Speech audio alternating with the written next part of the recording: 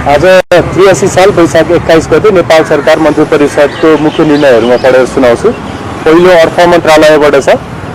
परम्परागत बोइलरलाई इलेक्ट्रोनिक बोइलरले प्रतिस्थापन गर्न, उद्योगहरूलाई कर्जा उपलब्ध गराउन र वायु गुणस्तर मापन क्षमता बढाउने प्रयोजनका लागि विश्व बैंकबाट प्राप्त हुने 52 मिलियन अमेरिकी डलर बराबरको सहुलियतपूर्ण ऋण तथा 5 मिलियन अमेरिकी डलर बराबरको अनुदान स्वीकार गर्ने।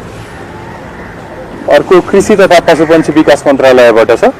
भारतसँग G2G माध्यमबाट 60,000 मेट्रिक टन युरिया र 20,000 मेट्रिक टन DAP मल खरिद गर्न कृषि सामग्री कम्पनी लिमिटेडलाई सैद्धान्तिक स्वीकृति प्रदान गर्ने।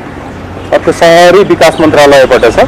संसद भवन परिसरमा प्रवेश लगायतको विषय समावेश गरिएको सिंहदरबार परिसरको परिमार्जित गुरु योजना स्वीकृत गर्ने। अर्को संवैधानिक परिषद पहिलो संशोधन अध्यादेश 2083 सम्मानीय राष्ट्रपतिज्यूबाट पुनर्विचारको लागि फिर्ता भएकोमा उक्त अध्यादेश जारी गर्न सम्मानीय राष्ट्रपति समक्ष पुनः सिफारिस गर्ने। आज यी मुख्य 4वटा निर्णयहरू भएका छन्।